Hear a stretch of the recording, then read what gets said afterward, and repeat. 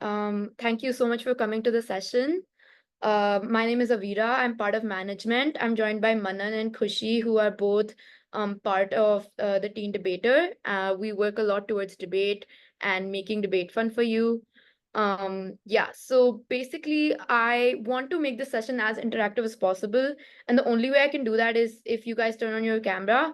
I understand that everyone might be shy or uncomfortable with it, but don't worry. No one's like out here judging anyone, or this is completely a safe space. So I would really request if you could all turn on your camera. Also, if you are looking for a certificate of any kind from the Teen Debater, you can only get that if you turn your camera on.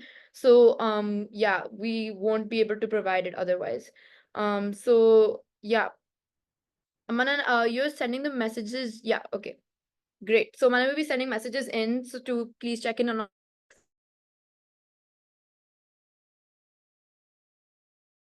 right now, which is completely fine. So I'm going to ask everyone a few questions on current affairs, and I would like you guys to answer. All right, Kushi, you can go in full screen and we can go to the next slide. Like you can go to a slideshow. It's like the one at, yeah, all right. And start presenting.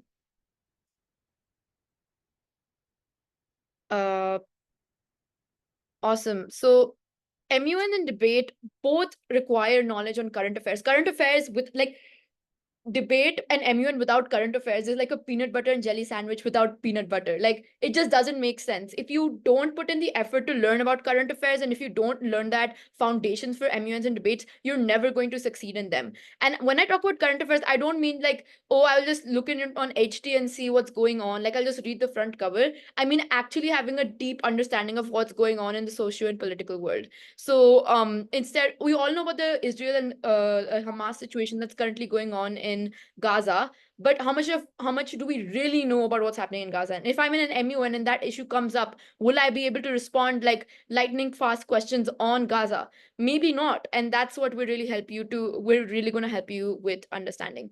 Kushi, can you go to the next slide? Uh, yeah. So, why does current affairs matters, right? I just gave you an example, but really let's try to understand this. Like, firstly, there's critical thinking and global awareness. Okay, okay, can you guys, if any of you guys have ever taken part in an MUN debate, can you all, if you have learned something new after that debate, can you raise your hand? Like, can you raise your Zoom hand so I can kind of gauge if you guys have ever had that experience? If you haven't, that's completely fine. But if you've ever watched a debate or seen an MUN, have you walked away after the debate or MUN being like, oh, I learned something new? Yeah. Thanks, Drishti, for that. And I think a lot more of you would raise your hand if you've done a lot of MUNs and debates. And because when we do MUNs and debates, we get to know more about the world. For example, I did a debate on once on the type of movies that there are. So, do you want to promote like fictional movies or non-fictional movies when depicting someone's life?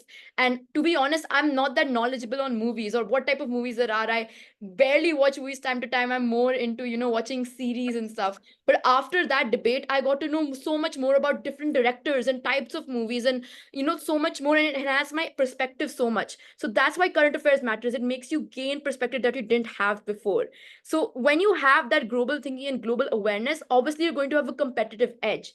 I'm going to be honest. I've done a Harvard MUN, and I've done Yale MUN, and I've won award in both of these MUNs, and these are the two biggest MUNs that happen in our country. And even after I did those, I can tell you that at least 80% of the people did not know anything about the topic that they were talking about, or basically chat GPT'd some stuff and then went to the MUN. If you have a little bit more of current affairs knowledge, if you have a little bit more of diplomatic knowledge, you're going to have an edge over someone else.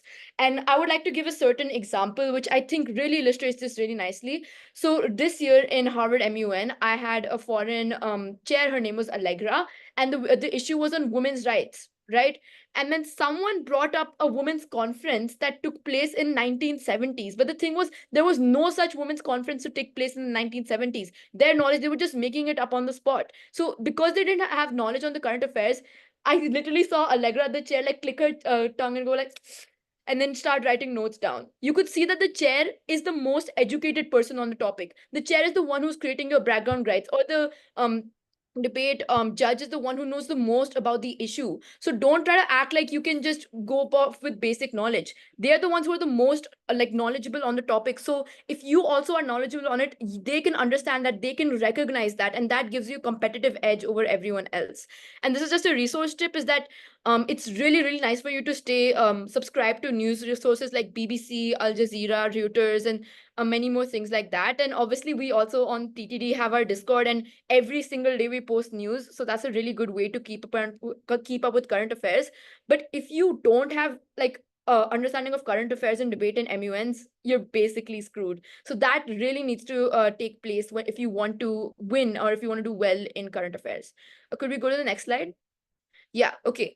Building a current affairs strong foundation. So there's a few certain things in current affairs that you really need to know. So I would implore you all to take a screenshot of this slide and then do research on this later. But these are the four main things that I think everyone should know about. And firstly is the international conflicts that are going on with Russia, Ukraine, and Israel and Palestine. Those are two main wars that you really should know what is going on, why is the conflict occurring, which are the main parties involved, including other parties like America, NATO, etc. You should really be well versed on this issue. I would also keep up with the US elections because as someone who did passed all three of the ISDS rounds this year, a lot of the main questions that came up in the quiz was about the US election and who's Kamala Harris and who's Tim Walz. So that's also something you should really keep in touch with. But yeah, these two were the main things that you should keep in conflict with other international conflicts such as Hezbollah and other conflicts that are going on. Second is climate change policies. Obviously, I hope you all know about the Paris Agreement. If you don't, the Paris Agreement was an agreement that took place in Paris, which a lot of countries signed to fight towards climate change. And countries like the US are thinking of opting out of that agreement actually, but that agreement set the pace that climate change is a real thing. So in the 90s and all, people were talking about climate change, but no one actually believed what it was. Everyone was like, this is a hoax made up by scientists. But as our situation is getting worse, now that Paris Agreement was one of the first like formal recognizations of climate change. Another thing you should check for is the Kyoto Protocol. That also talks a lot about climate change. So if you ever go in a committee that is related to climate change, those are some policies you should know. But even if you don't, these are really good for general knowledge. Then there's global health crises like COVID-19 and mental health. I don't think I need to really explain that. And then there's human rights issues that are currently going on, whether that's in Bangladesh, Pakistan, and India itself. There's many in Sudan, South Sudan. All of these places have had a lot of refugee crisis, gender rights crisis, and to know about why that matters, stuff like child marriage, you should have a basic idea of why the reason why child marriage is so popular, like why is it happening, what are the negative consequences. Because for example, if you're a delegate of a country that's kind of controversial and you don't even know what the controversy is about, then how are you going to be good at as a country as an in an MUN or in a debate? Am I clear on this? Does anyone have any questions? I want to take a quick check in, or if you guys have any other main things that you think more people should know about, you can put it in chat. Otherwise, I'll wait 1 second. I just got my phone.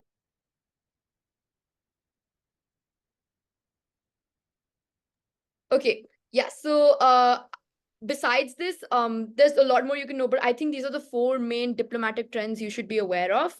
Could we go to the next slide? Yeah.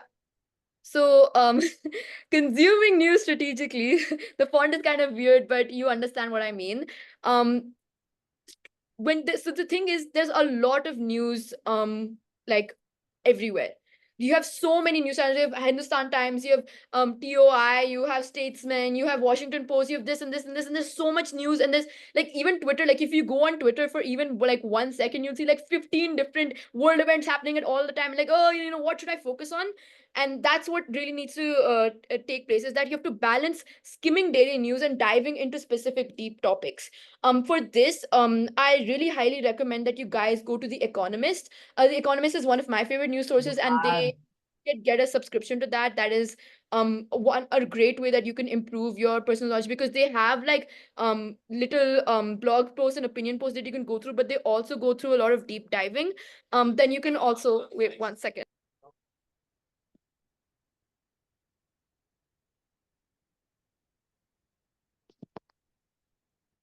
Yeah, sorry for that. but then subscribing to like weekly digests and like using apps that keep like organized content is also a really good way to do this. Second is to you should kind of be going through a lot of news on a daily basis, and you should not just do like, oh, I'll do it every weekend and then you get lazy and not do it. No, every day when I wake up in the morning, I open my phone and I go to The Economist or I go to Al Jazeera and I see what's going on. And more importantly is like informate diet and content curation. So for example, if like you have a big MUN coming up and you have it on climate change, so maybe focus your information more towards what's happening in climate change currently. And yeah, The Economist, Espresso, and Foreign Policy Global Headlines are really good for giving this type of news strategically. And of course, it is paid, but I think it's a really good investment if you want to get better in debates and MUNs. I see that there's chat. Okay, so Shreya said, is an example of human rights issue the Rohingya crisis? I'm not too aware of this crisis particularly, but I think if you're knowledgeable on this, that's really good.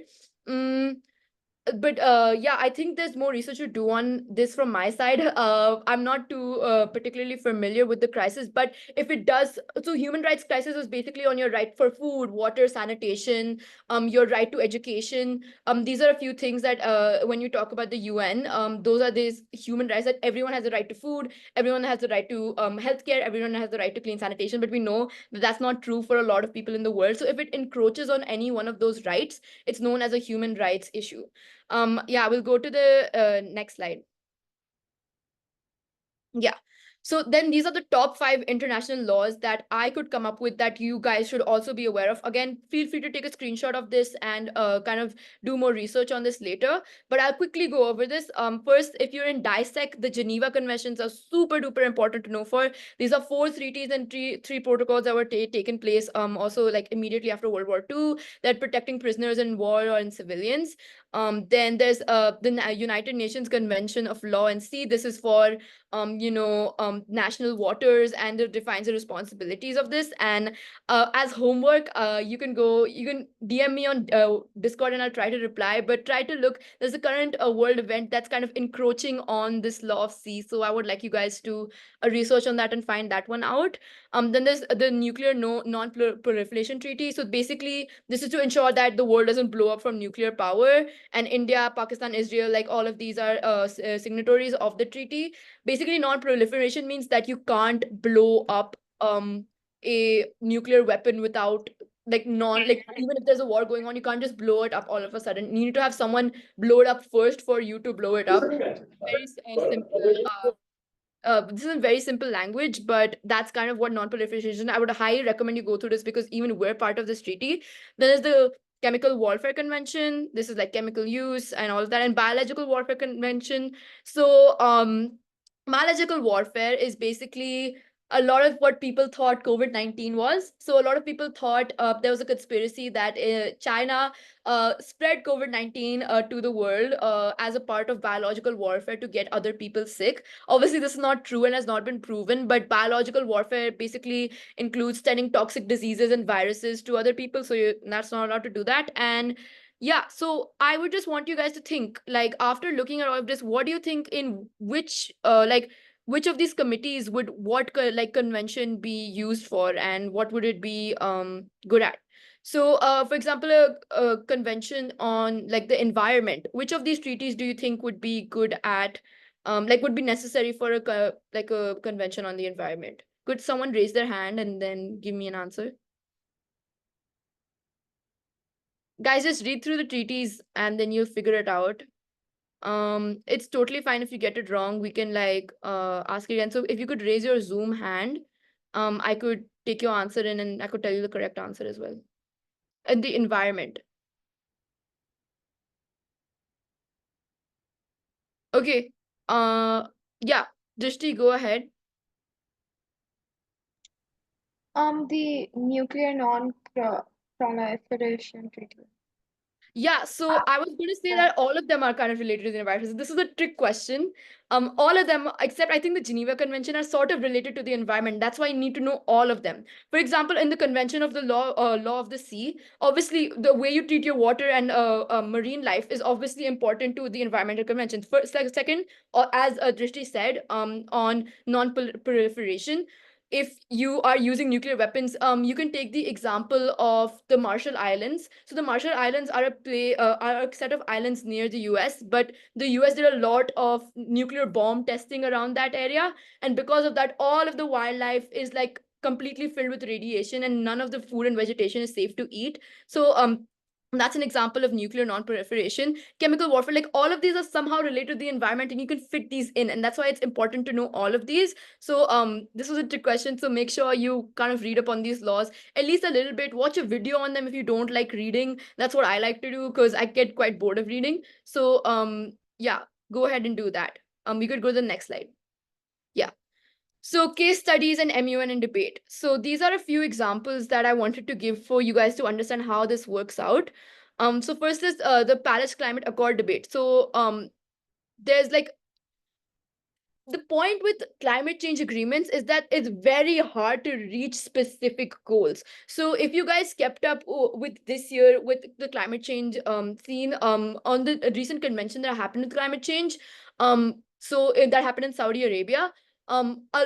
India was this close to signing a treaty to lower coal usage, but then last minute it backed out, and that's why there's like no, except in places like the EU where it's like still smaller, but they're trying to make unified changes. It's really hard to get consensus on global climate change.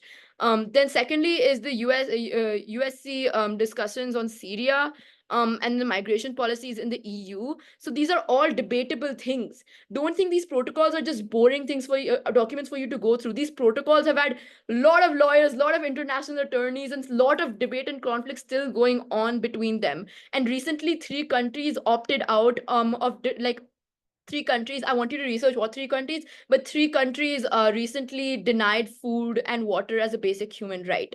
And that sounds absurd, but these things, that these conventions are, no, although they seem basic, are really controversial things and can come up anytime during an MUN debate. So it's really important for you guys to, these are some case studies you can look through, but it's really important for you guys to go through this.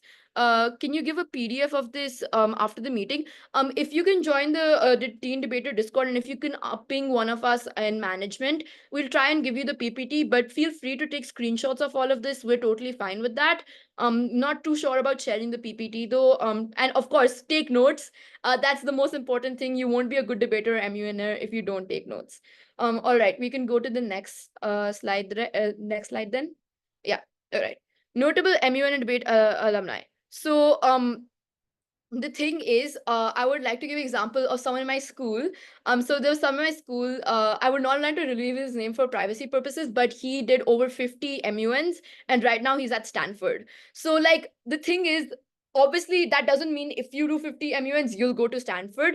But doing well in debate and MUNs is a great way to build your extracurriculars, to build your college benefits, and we will talk about that later. But successful MUN and debate alumni obviously know a lot about diplomacy, politics, law, and journalism. In fact, most debaters end up being lawyers later on in their life because they like just, international law and politics so much more. And also observing, when you look at people who have done debates, you can go talk to someone in your school or even talk to me in the Discord channel. Um, a lot of these argumentation and negotiation things really take hand with you in the real world. So I've done a lot of MUNs, but I've also worked with UNICEF on a few projects, like actual UNICEF, because they were doing a project in Nepal related to road safety. And because I was able to use my MUN skills, they could recognize that talent, and I was able to go to Nepal and kind of work with UNICEF and get those things done. So there's a lot of real world application to using current affairs knowledge, and obviously staying informed. So to give you an example of not just why current affairs is important for debate and MUN, but also for your college, if any of you like plan to apply to Oxford or Cambridge, they have an interview round. And in that interview round, they will ask you questions on current affairs. And if you are an MUN or a debater, this is easy for you. You already keep up with current affairs. You already know how to answer those questions. But for someone who doesn't, and someone who doesn't keep up with current affairs, your chances of going to an Ivy, especially passing that interview round, is going to be much, much lower. So debate and MUNing and current affairs specifically is going to help you throughout your life.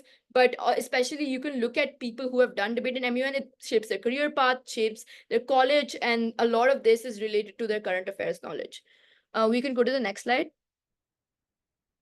Yeah. So yeah, this is just you can quickly skim through this, but like these are ways that you can go through things with as an alumni does. So to go to like a policy or debate journal, diplomacy and peace initiatives, like these are what a lot of alumni after having current affairs knowledge go through. So if you are interested in any of this, you should totally do a lot of current affairs knowledge. Yeah, next slide. Yeah. These are some practical methods to increase current affairs specifically into debates, because MUN is all about current affairs, but in debate, it gets a bit tricky. So the thing with debate, and the number one rule of thumb, which I tell to all new debaters, is that you can't just, what do you say, use statistics. That's something you can't do. Is just, oh, this is true because 92% of people say this. That's not how you do debate. That's not how you prove something. However, if you can use your current affairs knowledge, if you can use examples like this is what's taking place in Rwanda, or this is what's taking place in Sudan, and we want to talk about this through this method, that really sets you apart from other debaters. So yeah, that's a great way to include current affairs into debate, is giving examples. And if you, for example, are doing a debate, let's say on economics or anything of the sort, and you are very well versed on the current affairs, if the other side makes a factual inaccuracy or concession to your side, or they're using something inaccurate, obviously you can point that out if you have better current affairs knowledge. So it's always really good to keep up with current affairs, is to firstly use case studies in debates. If you go to WUDC or WSDC and you look at topics related to economics or international relations, a lot of them, you can see a lot of current affairs knowledge shining through with a lot of examples that they're using. I recently watched a WSDC debate on BRICS, and that was all related to current examples of what China is doing. So that's a really good way to integrate current affairs into debates. And you should highly recommend your teammates and yourself to keep current affairs, is to keep examples, because that really strengthens your debate. There's no point in statistics, but current affairs knowledge can really boost you up as compared to the average person. We can go to the next slide. Yeah. So these are just, you can take a screenshot of this. These are few we asked around in the teen debater community, and these were a few resources that most people liked. There's like obviously BBC News, the New York Times, Reuters, Al Jazeera. And for in-depth analysis, The Economist, Harvard Political Review, and these are some for the Daily Skim. Then obviously for debate specific resources, and MUN and debate specific resources, bestdelegate.com is my favorite resource to use. But MUN Institute, and these are a few more you can go to. But obviously, there's always the Teen Debater. We're hosting sessions all the time, and we would really like you, and thank you for joining in. And also, there's some few podcasts that you keep up with. Whatever keeps you engaged, really. If you really feel that you can't read through a whole 20 pages of news, but you would rather listen to a podcast which is equally good on it, then go for it. At the end of the day, it's not about how much you can skim through, but if you genuinely understand and retain the information. And most importantly, you need to take notes of the news that you're seeing. See, the thing is, if you just read the news, it'll go in one ear and come out the other. So the best way to really understand the news is have a journal, call it, label it your debate or current affairs journal, and take notes of the news. That's the only way you'll know it. And if you go into debates, you're not allowed to open up your laptop, but you are allowed to take in your notebooks. So if you have a notebook which already has all of this written down, you can always refer to it during a debate, which you can't do using the internet. So that's also a really good way to go through this. And if you want to know more basic topics, like if you want to know economics, because economics comes up a lot in MUNs and debates, and if you want to know for example, international relations or philosophy. Crash Course is one of my favorite ways I go through this. They have really good animations, and they say it in a really nice and simplified way. So go check out Crash Course on YouTube and just Google Crash Course dash dash dash, and you'll probably get the Crash Course YouTube channel talking about it. So yeah, these are a few resources that we found out. Just use what you like, but make sure it's reliable, and make sure you cross verify with other sources, of course, to make sure it is reliable. Oh, you can go to the next slide. Yeah. So this is it. I wanted to keep this session a bit on the shorter side, because this is just the first session of current affairs. We really wanted to get to know more about current affairs, and the only way you can do that, besides me explaining the current affairs to you one by one, is for you to go and read and write and explore yourself. Just to add furthermore, we have another session at 6 which talks specifically about the college benefits of MUNs, and how you can use them in your college apps or in your essays and stuff like that. So if you want to, or if you're doing a debate in MUN, not just because you like it, but also because of college benefits, I know there's a lot of people like that. Please make sure to go to that session tomorrow. It will be there on our Discord channel. So yeah, that's another great way you can keep in touch with us, is to go to that session. Now I am free. I've yapped a lot, and if you guys want to ask me any questions on current affairs, want me to tell you something that you want to know more about current affairs, maybe a certain topic, if you have a debate or MUN coming up and you want to know what current affairs knowledge you want to use in that, please ask away. Otherwise, you're free to leave the meeting. Again, please make sure to follow us on Instagram, follow us on Discord, and all of that. That's a really great way to keep up with just how MUN is going throughout. We're one of the biggest communities in the country, and we have people joining in from different countries as well recently in the Teen Debater. So yeah, that's a really good way for you to keep up with debate and current affairs. Um, yeah. Does anyone have any questions? Yeah, Navya, go ahead. Yeah, so your session was really nice at first. I have a question that in MUNs, if you can use facts and more current affairs if you're a big country, but if you're a small country such as Ivory Coast or a country which does not have very strong stance or does not have much of knowledge on the internet to for you to gain and debate. So what to do in that case? I think that's a really good question that you're asking, because a lot of times, how many times do we see the Ivory Coast popping up on our main news? It's usually about the US or the EU, or China, Russia, and these big countries. But the main thing is that even these smaller countries have issues of their own. You just need to search for it. And That's one. And then secondly, I'll elaborate on the first point. But secondly, there are a lot of issues that apply to all countries. For example, climate change applies to all countries. Ivory Coast is facing climate change. The Antarctic is famous climate change. Hawaii, the tiny island, is facing climate change. Every single country is facing climate change. So the way you use current affairs is to use your critical thinking. Look at case studies happening in other countries and apply it to your own. Is X country using a lot of windmills? Okay, does Ivory Coast have a lot of amount of wind or a lot of amount of sunlight? Is it near the equator? Can we use that in climate change? So it's not just to look at the country. This is happening in the US, so I'm going to use it for the US. No, a lot of countries have similar issues. So you can always pick and forth from that and understand your country better as well.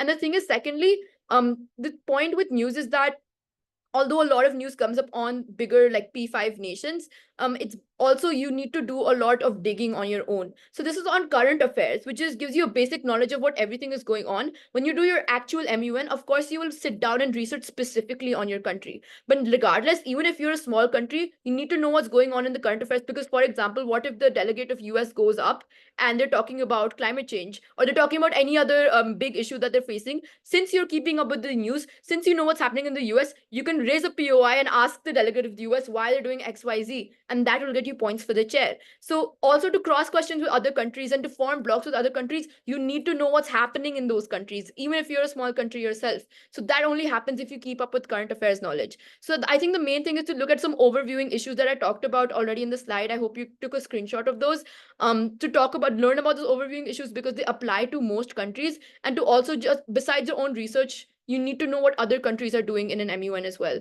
That's what makes a good MUNer. Um, yeah, I see a few questions in chat. I see from Suchana. I'm sorry if I'm butchering that, but you say, how will Trump's election winning will have the impact on climate change issue? The fact the US is pulling out of the Paris Agreement. Okay, this is a really good question. I'm kind of a nerd about current affairs, so let me just explain it to you. Trump thinks climate change is fake. Trump thinks that climate change is something that's a hoax made up by scientists, and repeatedly, even his 2016 election, he repeatedly stated that he doesn't believe climate change is real, and it's a way, and he views it as a opposition to America's capitalist glory. So I think after you see all the current climate change efforts that you're seeing in the US are basically going to go away. Trump has indicated that he's going to pull the US out of the Paris Agreement, and you will see a lot more fracking and all of that. Fracking is a method for taking out oil. A lot of that you're going to see um, more happening in the US with climate change related to even electric vehicles. A really interesting point of contention, though, is like electric vehicles and those subsidies, because Trump heavily was in favor of with Elon Musk throughout. He even thanked him in his victory speech. So maybe something along those lines as well might take place. But overall, the state of climate change in the US and climate change progress is like severely going to go down in the next 2 years. So yeah, and obviously the US is the biggest GHG, like the second biggest GHG emission producer. Navya asked how to handle aggressive questions. Could you elaborate on what you mean by that? I mean, suppose I'm representing the delegation of South Africa, and there's a policy like blackboard for black people in South Africa. So that has many flaws. So after my GSL, if other delegate asks me a question that you are fooling the world with this policy, something like that, so how should I answer? That I know that my country is at fault there.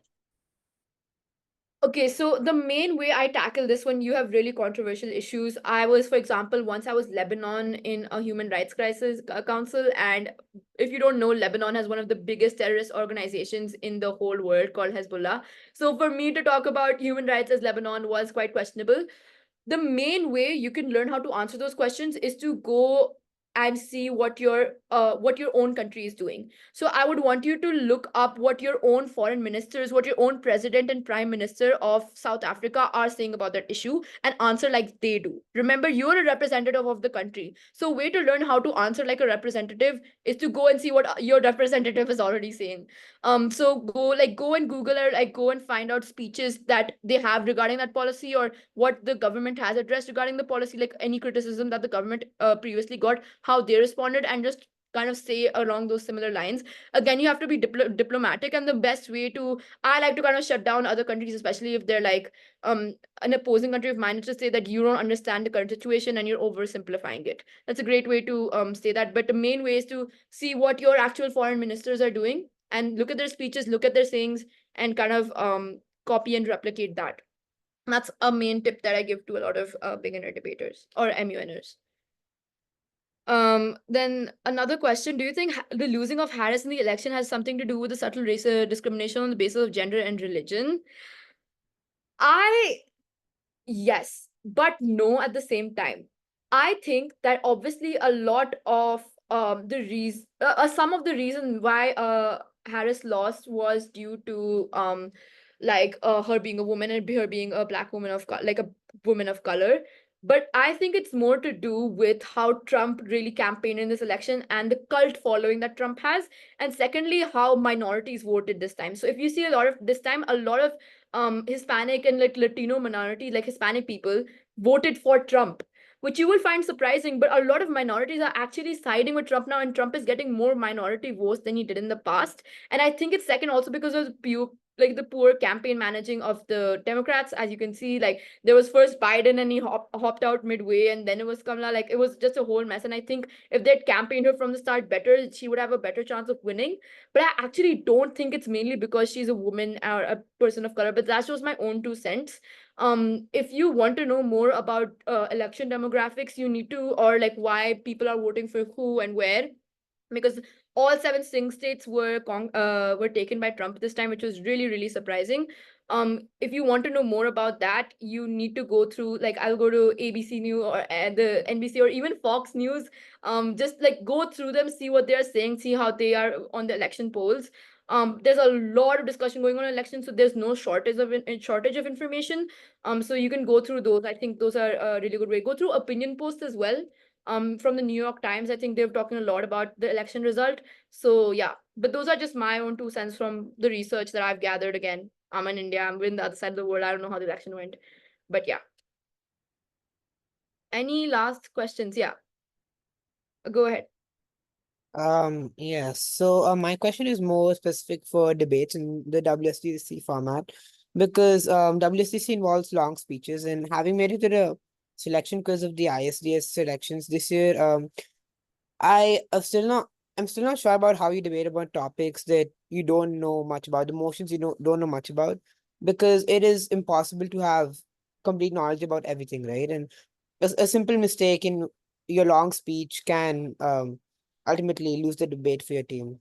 So Yeah.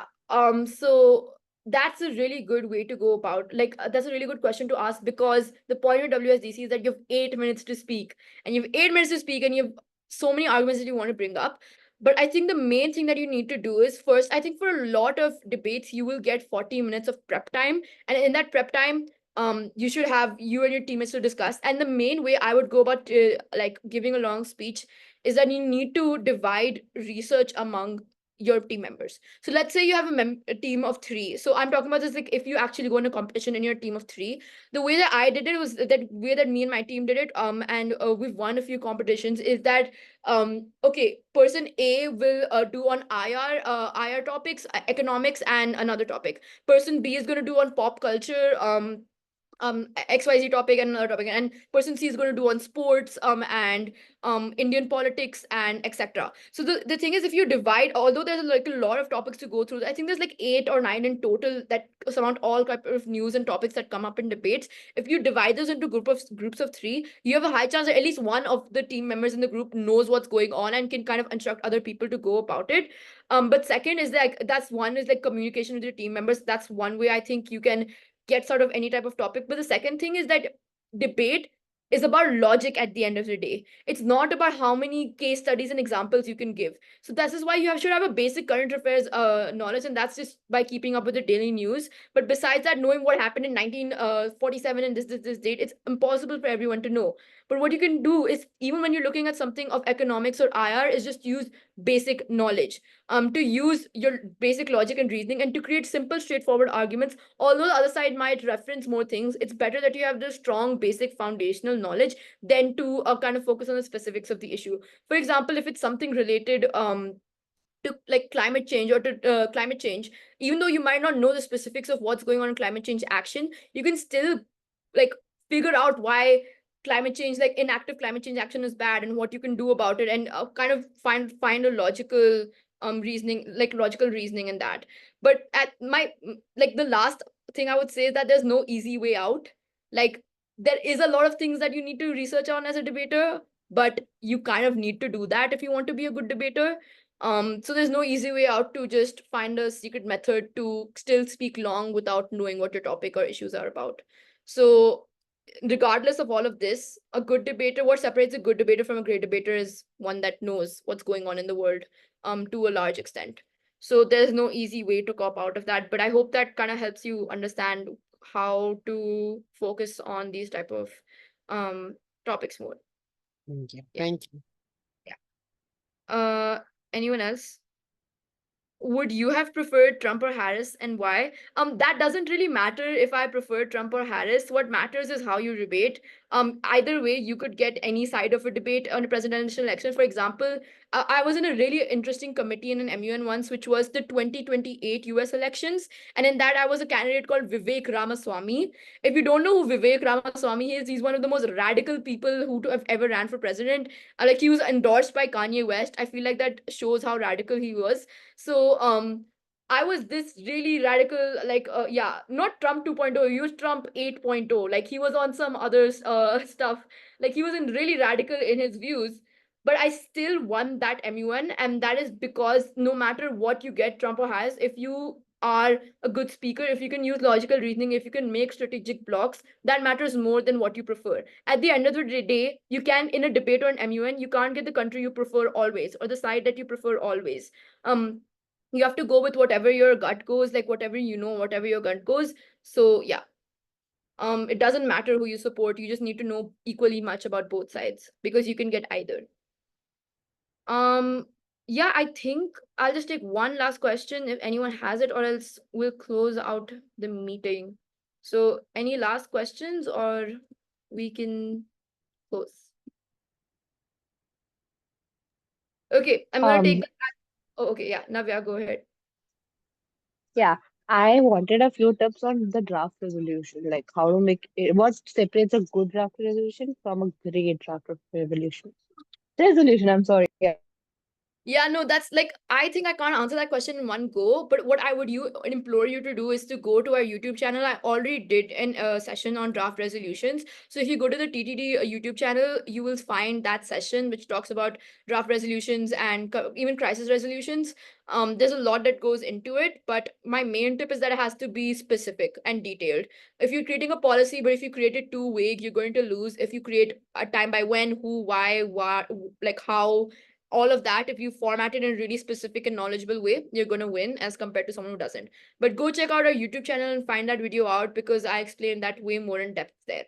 All right, that's it on current affairs. Thank you so much for your participation and your enticing questions. If you have any more questions, feel free to ask us in the Discord community, and if not me, then Manan or Kushi or someone else is going to go and